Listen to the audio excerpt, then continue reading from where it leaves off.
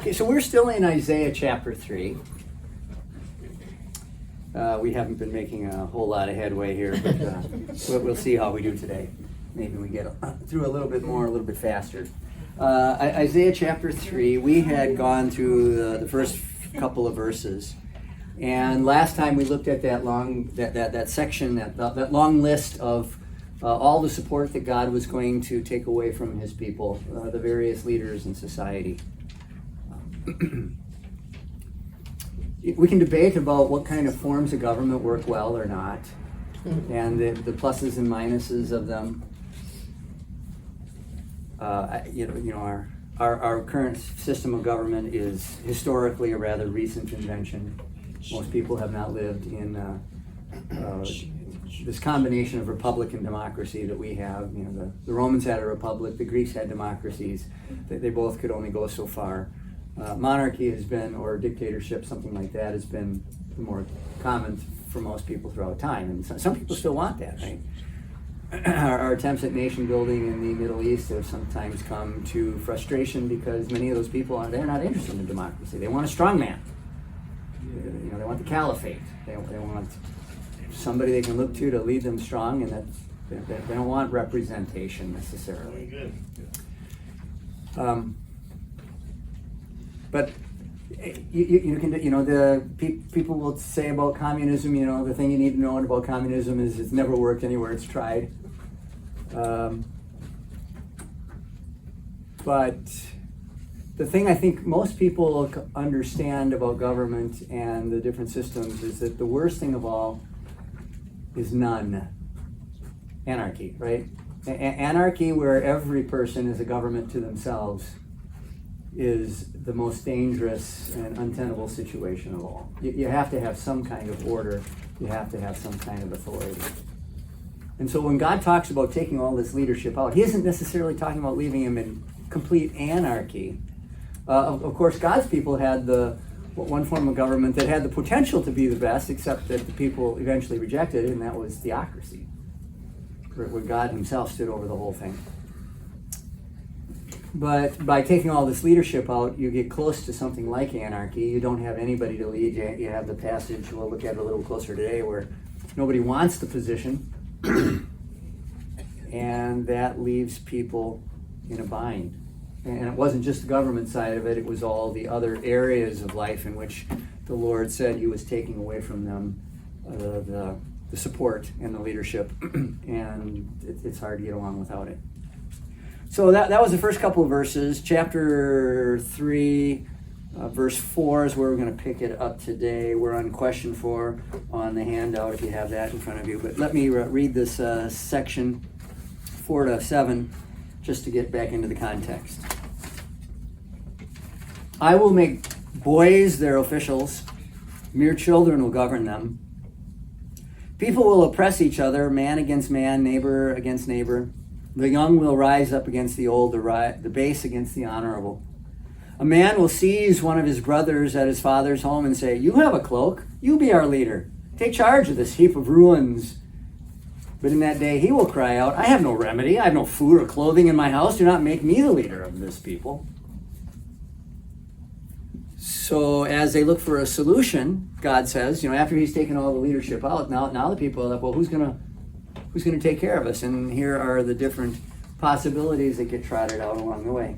What do verses 4 and 5 say about the future of the government? Well, it may not be complete anarchy, but there is going to be disorganization and lack of good leadership and input that's going to go forward.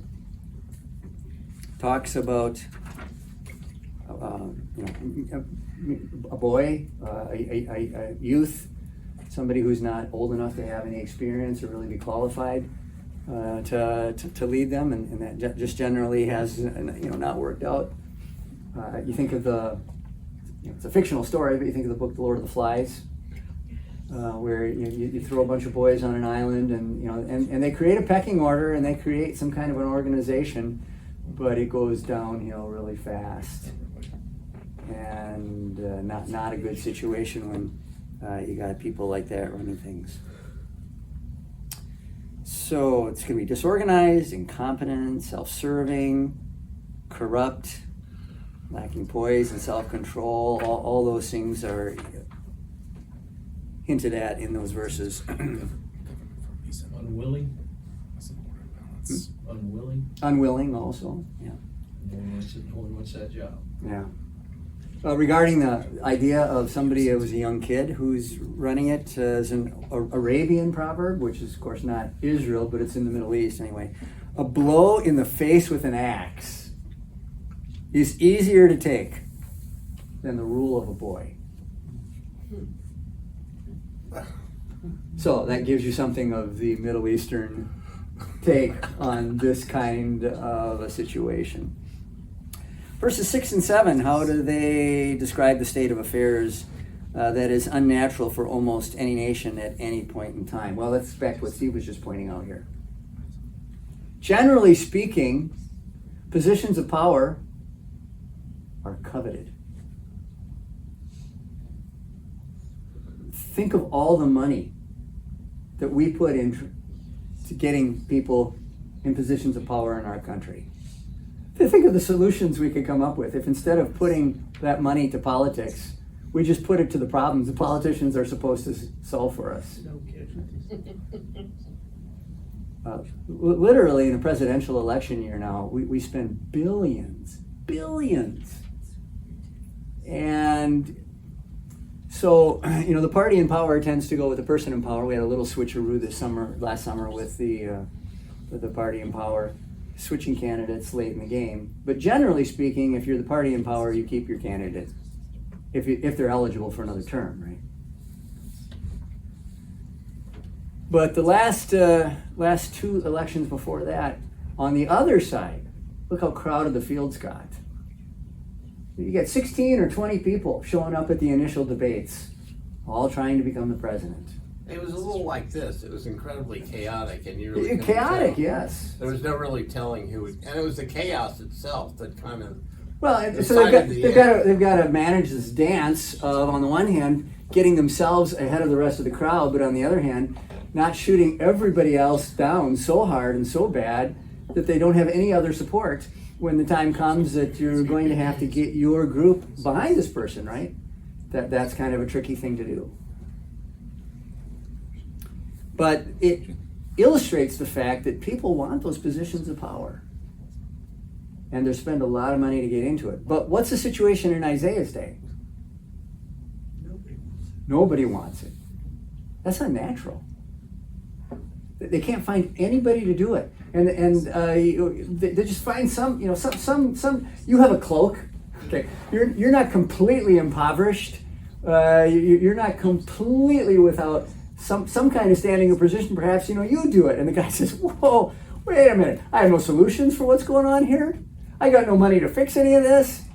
Don't make me lead this people. Give it to somebody else." That you can't find anybody to do it. That just speaks about how bad things have gotten in the society in Israel in Isaiah's day, that nobody wanted the power. A lot of times when things start to fall apart and get weak, then you've got all kinds of people who kind of step into that vacuum because they see opportunity. But it's gone beyond that even. Nobody wants the blame for what they know is coming, because it is a situation so bad there are no solutions any longer. And if that's the case, they don't want to be the person who's going to be left holding the bag when it's all over. That they are way down the road. And Isaiah is writing in 700-ish BC. It's going to be another 100 years before God sends the Babylonians to put them out of their misery. But in that time, you've just got weak ruler after weak ruler after. I mean, they are on a strong, it's a steep grade on that downhill slide that they're in at this point. And the kings get worse and worse. Manasseh, who is probably the man who takes Isaiah's life, is a candidate for really the worst king Judah ever had. And the people who follow, they don't really have this recovery. You had a little bit of this cycle of, bad father, good son, bad father, good, going back and forth that way. But then at this point in time, you just don't get back to having good ones anymore. It's just bad after bad. All right, so that's in a natural kind of situation. Question 6. How do verses 8 and 9 reveal the state of affairs in Judah had reached a crisis level? So verses 8 and 9, we didn't read those here. Listen up. Jerusalem staggers. Judah is falling. Their words and deeds are against the Lord, defying his glorious presence. The look on their faces testifies against them. They parade their sin like Sodom. They do not hide it. Woe to them. They have brought disaster upon themselves.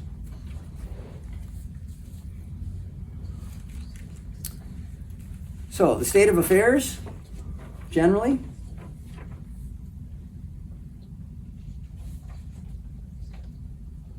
Well, it seems like they just Corruption? yeah, they just did away with the commandments that God told them to live by. Okay. So there's not even a public attempt to make it look like you're living according to God's ways any longer. They parade their sin like Sodom. They do not hide it. So when sin goes on parade, you know that you are a long way gone. When people, instead of trying to, in a society that still has some scruples, at least people try to keep sin in the dark, in the back room, behind closed doors, out of the public eye. It's still possible to have a scandal. We don't think of a scandal as a good thing, but compared to this, when you can't even have a scandal because nobody cares, and because everything is just out there, that's worse yet. And that's where Israel had gone to too. This is June. What's the big thing people are celebrating in June? Juneteenth. Well, Juneteenth, that's a good thing. Father's Day. Father's Day. Pride Month. Oh. Parades. Maybe we're not so far behind. They parade their sin like Sodom. If you need a connection to where we are today, right? Don't go to the Pride Parade. You'll see things that you wish you didn't. Are you talking from experience? Ooh, that's a good question. I am talking from the experience of just reading the news articles and seeing the pictures they include. And if those pictures are what they can include in print, and then I know from the descriptions as well. But yeah, no, actually I've never attended one. So trying to save you from having to experience that. All right.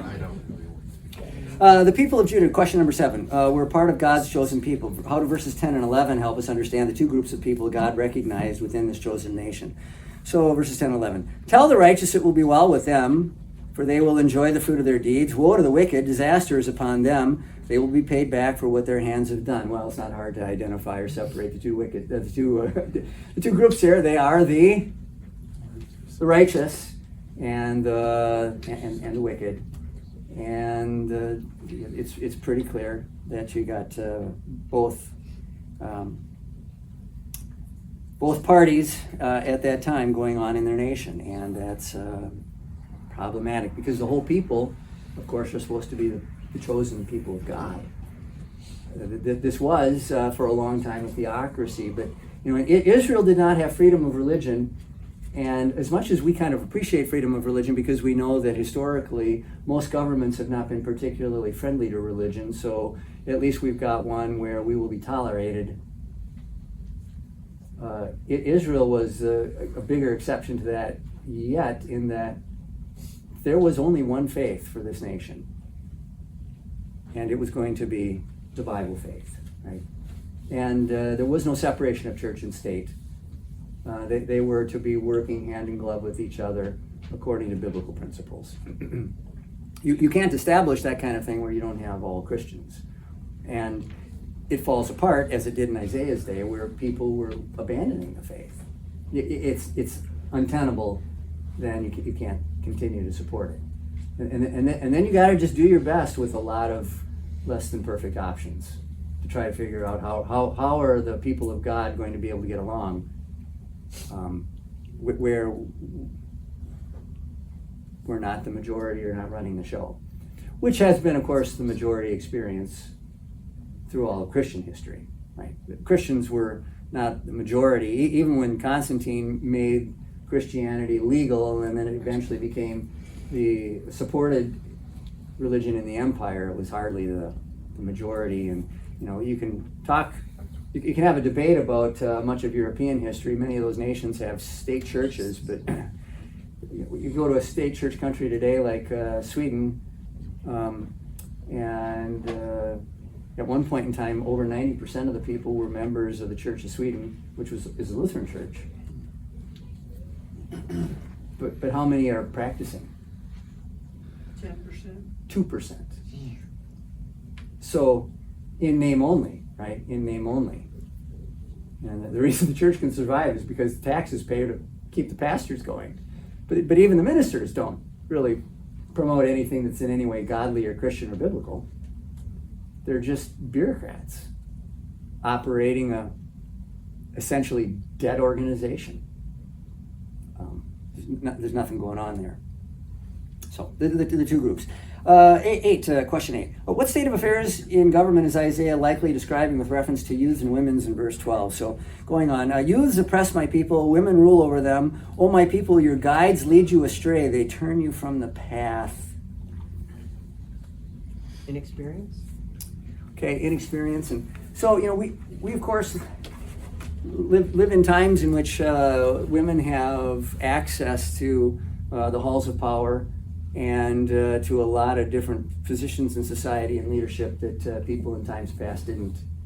But you can have your debate about to what degree that's a good thing or a bad thing, perhaps. But in Isaiah's day, if you had ladies going into these kinds of offices, you had people that were completely inexperienced and not equipped. And so Isaiah includes them here. We'd already had a reference to boys ruling them and young people. And again, Israel had some of that go on. You had some people become king as very young. Last week, I think we made reference to Rehoboam after he follows his son or his father Solomon. And he goes to the elders for advice, and they give him good advice, and then he talks to his classmates, his peers, for advice, and they give him horrible advice, and of course he goes with them because they butter up his ego. And you have other kings that came into power when they were 12, 14 years old. And sometimes while they're under the influence of an advisor who is a more seasoned person, they do okay, but then that seasoned person passes away, or they get old enough now that they kind of take the reins themselves, and it's not good. So there's a reason that not just Christianity, but societies in general have tended to put a high value on the elder, on the person who's got experience, the person who's lived some life, who doesn't think that just because they took a class in school once that they have some idea about how to fix the world, but actually been out there and experienced a few things, right? So, like you're saying that, what was that Aaron proverb about an axe? An axe. A blow in the face with an axe is easier to take than the rule of a boy. So what would it be for a woman, like a pickaxe or a baseball bat? Look at him go. The only reason he can do that is his wife's not present. Now we understand why she goes to a different church.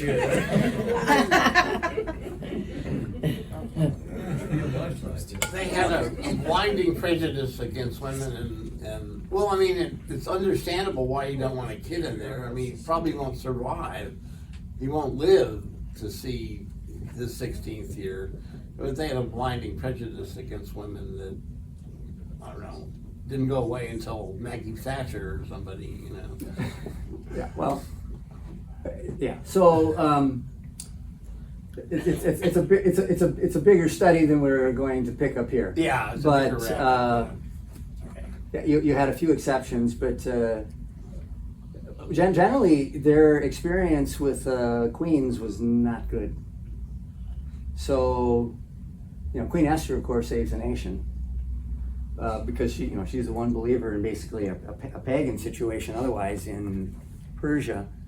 But I don't know if the name Athaliah means anything to you. So, I can't remember the names of all the characters involved, but Athaliah was the daughter of Ahab and Jezebel. And Ahab and Jezebel married her off to the king of Judah. And I don't remember what that king of Judah's name was, but that king of Judah died, and Athaliah took the reins.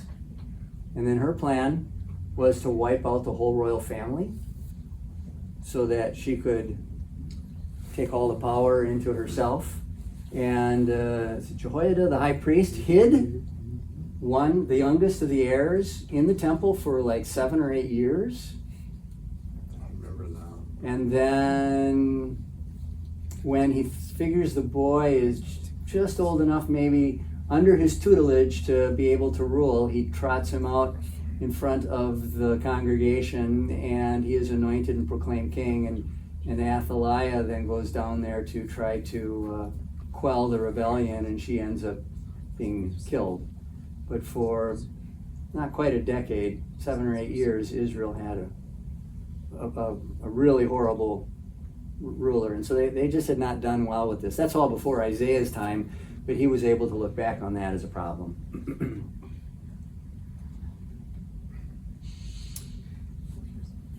Another Arab proverb.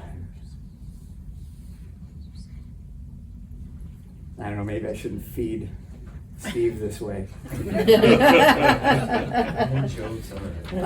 I fled to God from the rule of boys and the reign of women.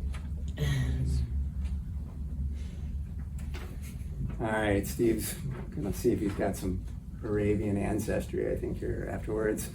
All right, question 9. For what sin is God judging the rulers of Judah in verses 13 to 15?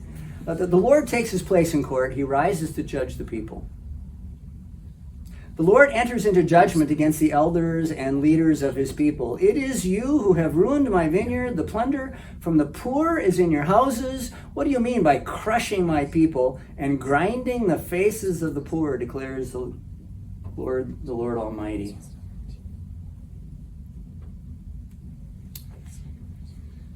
What's the sin he's concerned about? Oppression and corruption. Yeah, so, and in a society, who's always going to get the short end of the stick?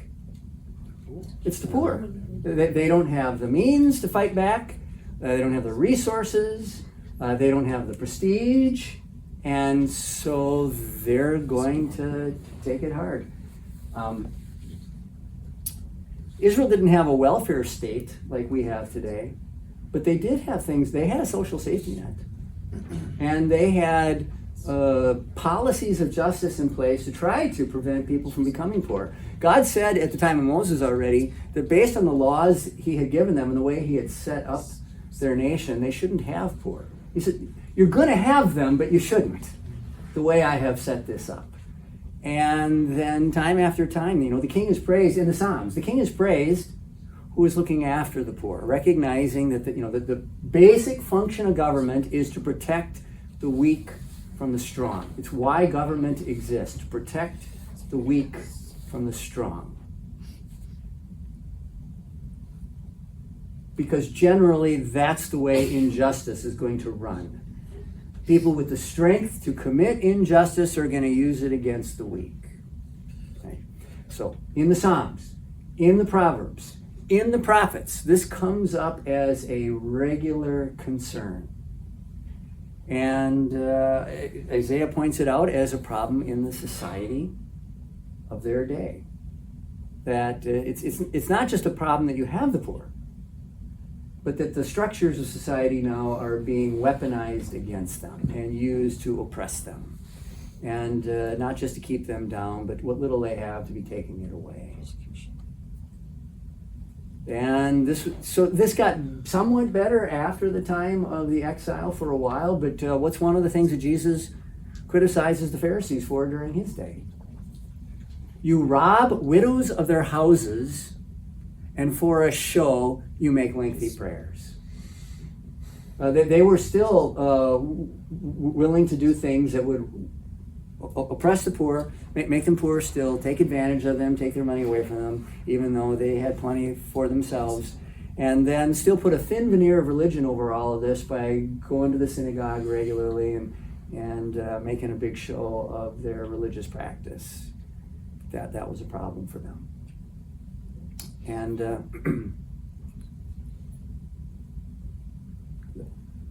so government ought to exist to protect the weak from the powerful. But the people in government are the powerful. And so often then it itself gets weaponized in this kind of a way. And there's, again, story after story in the Old Testament, all this kind of thing going on. Most of you who are in Sunday school as kids learned the story of Naboth's vineyard. King Ahab, and Naboth isn't super poor, right? But King Ahab has got right next to his palace wall this guy named Naboth who owns a very nice, well-tended vineyard, and Ahab wants it. And Naboth says, this is my family inheritance. I can't give that up. And in Israel, to have your piece of land, that was a very important thing as a member of the nation. And you didn't just sell that. And Ahab can't stand it, and Jezebel, his wife, plots. Ahab just pouts about it. Jezebel plots to have false witnesses paid and to have Naboth really falsely drawn into court. And then he is stoned to death, and Ahab takes over the... All right. Be good, Steve. Yeah. Maybe All right. they'll convert to being a Lutheran if I Just looking at like the definition of the poor. So when it's talking about the poor, you see people that are down on their luck, some that have had something happen that, kind of drive them to that. But how do you differentiate between the ones that truly need the help and others that are just sucking on the... Yeah, how do you?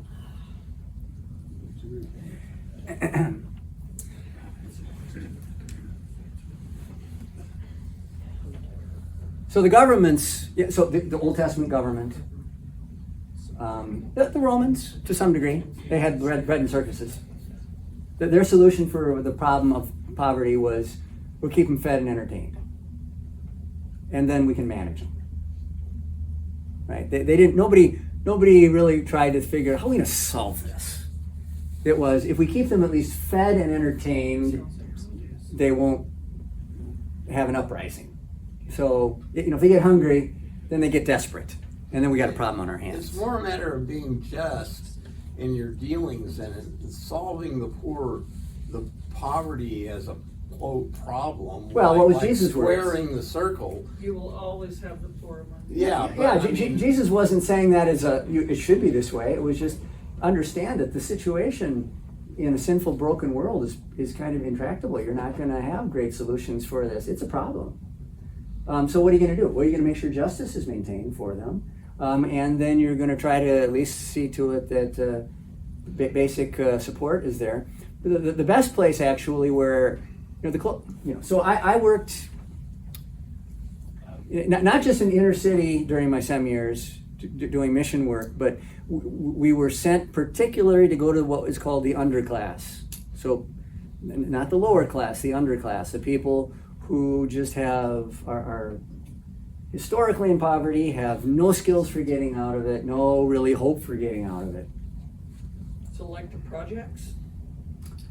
It wasn't, Milwaukee's was arranged differently, it was actually these grand old Victorian homes from the early 1900s that were gorgeous and reflect the wealth of the city at that point in history. That by the time I got there had been subdivided into usually about 3 or 4 apartments. And were owned by landlords who kept them just good enough to make them to get past city inspectors if the city inspectors came by. Okay. It was, you know, high violence, high drug abuse, high crime, high prostitution, all that stuff, right? And so I would say I had my eyes opened in some farm kid, you know, who had, I didn't even, you know, I didn't grow up in a big city. I grew up in a town about like Norman, and my dad was first generation off the farm. We spent a lot of time on the farm still, you know. I learned how to milk cows and slop pigs and bale hay. So it was an eye-opening experience to me. But one thing I was able to figure out in a couple years' time, and we were kind of told this going in, I think I told you. So Ralph Wessendorf, who was my mentor, the pastor who had set this program up to bring the same guys in to do this kind of thing, to get them some experience, told Brian Ewings, my partner, and I this, that basically he said, you're going into an area where it's like a beach that's being washed away by the ocean. And John, you get a brick, and Brian, you get a brick. And you're going to go out on that beach and you're going to lay your brick down. And that's it. And it was his way of saying, don't think you're going to solve all the world's problems here. But in Christian love, you're going to go out there and do your thing anyway, right? So he was kind of saying, this is not for you to solve, but you can love these people, right? And sometimes you'll have a success here and there, right? You know, one thing our Pastor Wessendorf kind of understood earlier that I didn't, because he had a whole ministry in that area, is, you know, gathering, you know, and these people are spread among people that would have a certain amount of upward mobility even. The church we kind of worked out of, Siloa, had a school, and you had a lot of kind of blue-collar class people who had joined that church and sent their kids to that school. And sacrificed hugely to make that possible because they saw education as the way up and out. And those kinds of people were scattered all through there as well. But the folks that we were, you know, we were targeting neighborhoods where you had less of that, and we were really kind of trying to find other people. So when you get some of these people, also, you know, this idea, don't think you're going to start a church. I mean, if that happens, that's great. But don't think you're going to start a church. And our first attempt to gather people for worship, just like in a house church kind of setting, ended up with someone stealing somebody else's purse and a brick through a window.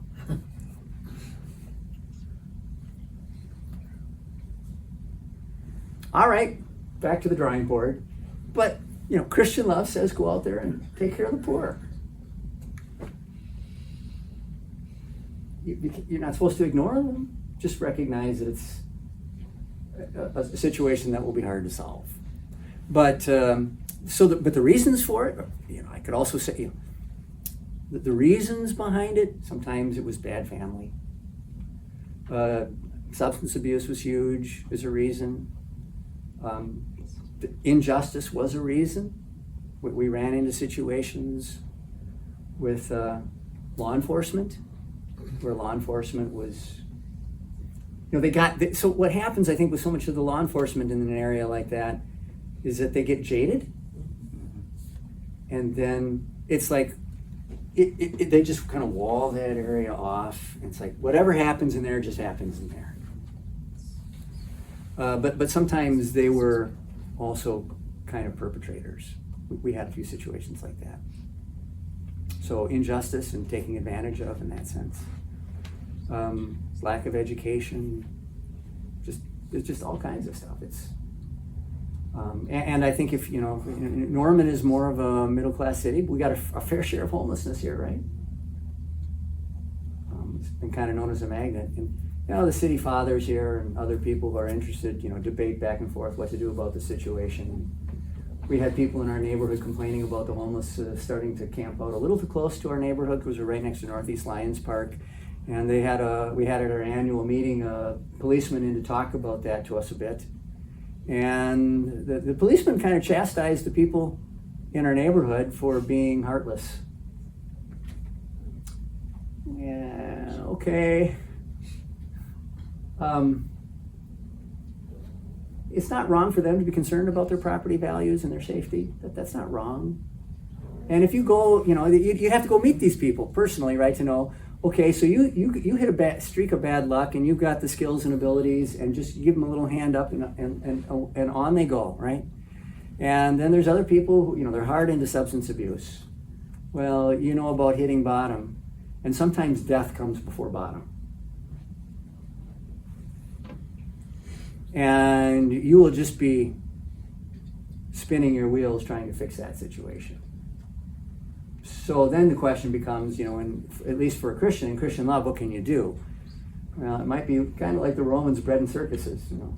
If you don't want the person to become dangerous or otherwise criminal, you know, keeping them fed, or, you know, at least with some basic necessities. But then the other thing is, of course, you don't want to reinforce that way of living, and you're kind of stuck in a catch-22 on that. It's not clear which is going to, and it's different person to person even. So it's hard to sort out, but you will never know until you meet that individual person and get to know them a little bit. And I've seen people on various sides of this, not just in our community, more on a national basis, kind of debate back and forth. To what degree is America's homeless population? We got nothing like Los Angeles, right? We've got nothing like San Francisco. At least so far, I haven't seen tents on Main Street. Well, I think here it's because of things that happened after the pandemic. I mean, the leaders of society chose to not let indigent people starve to death during the pandemic when there were no jobs. And so all the various things that happened with that was that there was a shrink, that the number of low-income housing places basically shrank. And so really, I mean, it was sort of a structural thing that happened at a higher level. You couldn't really solve it at an individual level. So I think the pandemic might have exacerbated a problem, but when I came in It was here when I before came in then. 2014, my second neighborhood meeting in 2015 is when the policeman came and chastised our neighborhood for being a little heartless, and that people were debating this an awful lot. This time in this state legislature didn't do anything to help the structural problem of trying to fund more or try to change the situation so there was more low-income housing. However, they didn't give in to the pressure to criminalize being homeless, which is what the other people were trying to do. They were trying to say, oh, well, if you're homeless, well, you can go to prison, that'll work for me, you know. So that was what they achieved. No progress on it, but at least they didn't criminalize it at a state level. So. Yeah, we can have the debate about criminalizing it, frankly. So whether you want to put it in with the general prison population, for, you know, mental illness is also a huge issue here, right? And mental illness and substance abuse often go together. And the solution for that for a long time was to have an institutional building in which the mentally ill were housed against their will. And I think you can have the debate about, is that less compassionate than having them live out in the cold in a tent and constantly on the move? I think it's, you know, so to what degree should a mentally ill, substance abusing person be free? Well, now, whether you call that criminalization or not, it would have a similar. Well, you're ignoring the solution. basic. Well, but the problem is really more a structural problem that happened after the pandemic, not something that, you know. But I mean, the hospitals, the mental RIF is empty because they developed the new drugs and stuff. And whenever people took their drugs, they no longer needed to be hospitalized long term. And the population shrank by a factor of 2 or 3 back in the 60s and the 70s. So, I mean, you can argue, are you better off being isolated in a boarding house and getting food stamps than you are being in a mental hospital where at least there's, you can argue, but I think. So, and I'm not saying, don't get me wrong. So I'm not advocating for one position or another. I'm just saying you can have this debate, and frankly, you're probably not going to solve anything. You might make it better for some percentage, but the poor you will always have with you. That's not Jesus saying that's his will. That is just Jesus saying, I know how history works, and this is how it goes.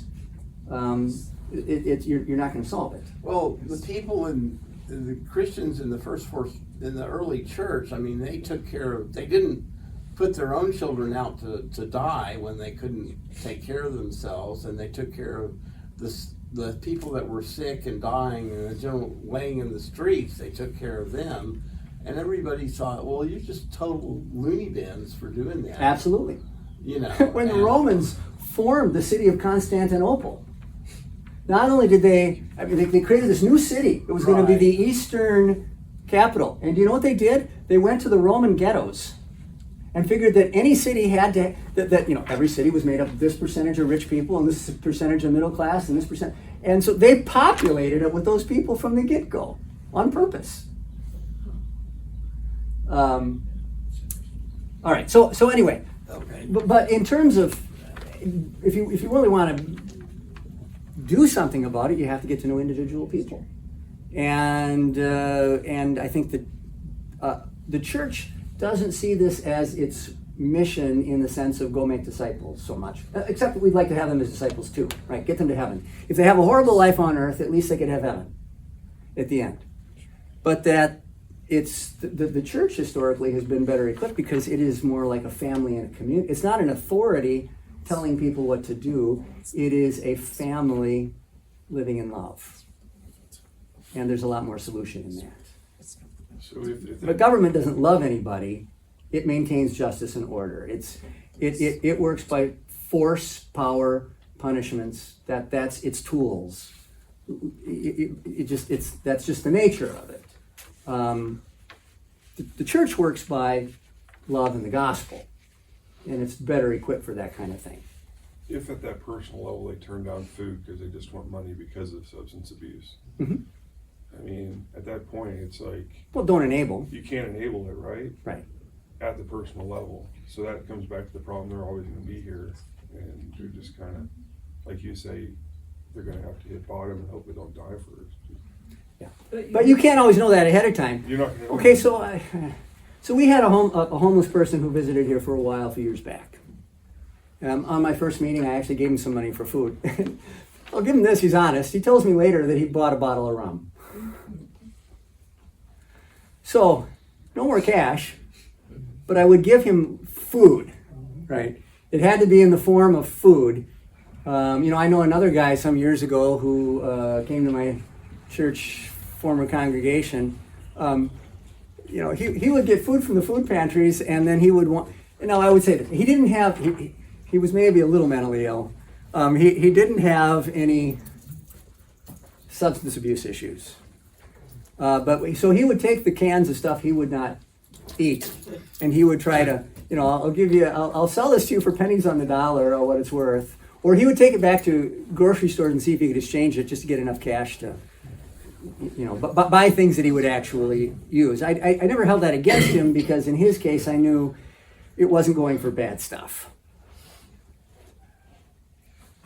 But On the personal level, you knew that. because I knew him. Yeah. It was a personal relationship, right? So if I was going to say, how many of you think that you would really like to spend more time working with poor and homeless people? I mean, maybe your hands go up, but I think a lot of people just feel that sounds like a lot of work and not a lot of Reward? reward. Okay, and because you're probably not going to fix a lot. I would encourage, and I'm not saying we should just take, we're not going to fix Norman's problems either, but don't be afraid of the work. They're people. They're still people that God loves and would like to see taken care of. That has never changed. They're still souls. They still need Jesus and the gospel. You know what James says about the congregation that has the rich man come in with a nice ring and all. Oh, you take a nice seat here. And then the poor man dressed in shabby clothes or rags comes in and, what, you sit at my feet. We'll let you stay. And James does not go easy on that congregation for the prejudice that they have displayed. Right. So, all right. We're at time, aren't I we? think Otis. Yeah. Otis wanted to say Save it to something. next week. Oh, yeah, you got to hand the situation. We'll give you the last word. Well, I was just gonna say, I worked for 4 different hospitals, dealt with poor people. Mhm. Everybody that's homeless is not poor. Oh, okay. We had a lady had $15,000 cash on her living on the street. So you have all these different things that go into it, right? Until you know the person personally, you don't really know. Yeah. All right.